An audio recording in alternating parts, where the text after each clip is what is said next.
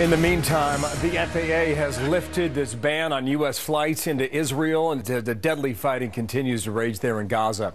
And weeks later, Hamas still refusing any ceasefire terms.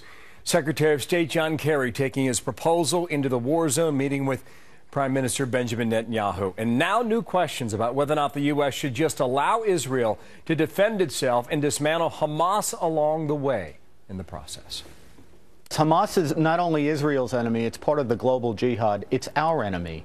And for those who actually care about peace in the Middle East, who want to have a two-state solution, the only chance that you have for that, and I'm a skeptic about whether it's even possible under these circumstances, but the only chance you have is if Hamas loses and if the will of the global jihad is broken. If that doesn't happen, you cannot have the conditions for an enduring peace of any kind.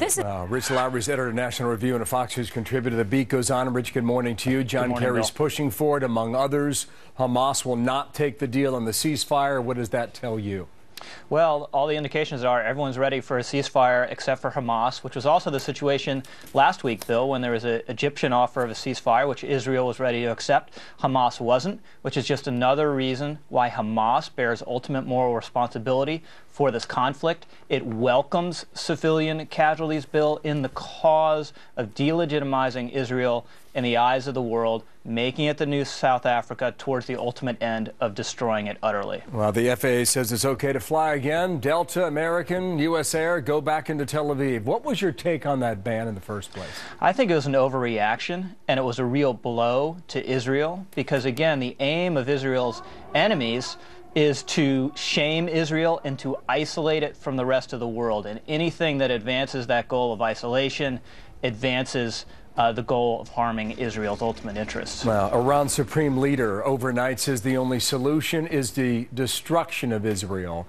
And he also linked the U.S. again into his criticism and comments this time.